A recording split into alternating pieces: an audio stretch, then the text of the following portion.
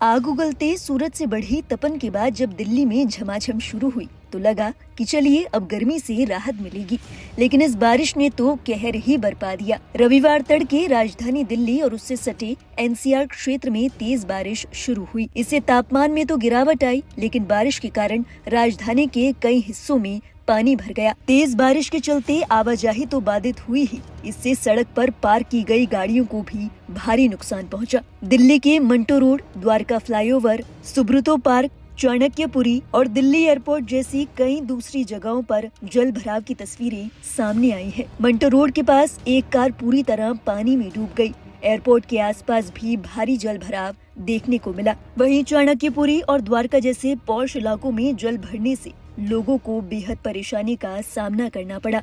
यही हाल दिल्ली के आईटीओ इलाके का भी था। दिल्ली के धौला कुआं पर बारिश की वजह से ट्रैफिक जाम की स्थिति देखने को मिली। सड़कों पर भरे पानी के कारण गाड़ियां रेंगती हुई नजर आईं। कुछ इलाकों में तो तेज हवा और बारिश के चलते पेड़ टूटकर सड़क पर गिर गए।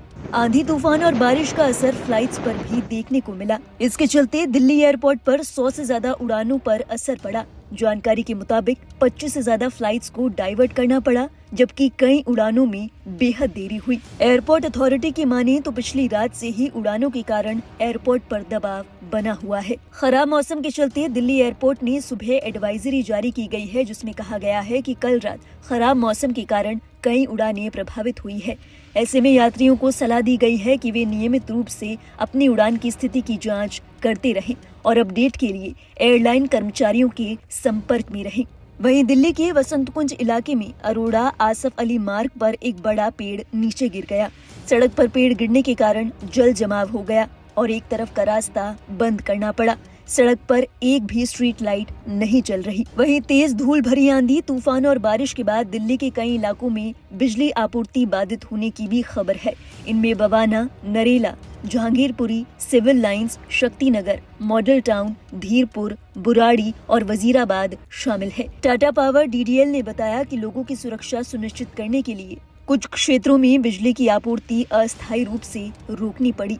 उन्हें खबर मिली थी कि कई इलाकों में पेड़ और टहनियां बिजली की लाइनों पर गिर गई है, जिससे लोगों को नुकसान पहुंच सकता है। अब एक नजर डाल लेते हैं कि दिल्ली के किस इलाके में कितनी बारिश हुई है।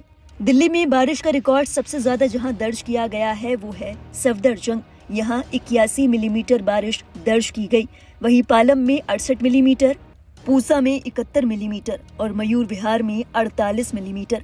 इसके अलावा दिल्ली के कई इलाकों में 5 से 8 सेंटीमीटर तक बारिश रिकॉर्ड की गई है। बात करें ग्रेटर नोएडा की तो शनिवार रात से ही यहाँ रुक रुक कर बारिश हो रही है। रविवार सुबह भी हल्की फुहारें जारी रही। कुछ पॉकेट्स में जल भराव की स्थिति बनी हुई है, जिससे निवासियों को परेशानी का सामना करना पड़ रहा है। वहीं एनसीआर के दूसरे इलाके जैसे हरियाणा के झज्जर और करनाल के कई हिस्सों में भी आंधी के साथ तेज बारिश देखी गई।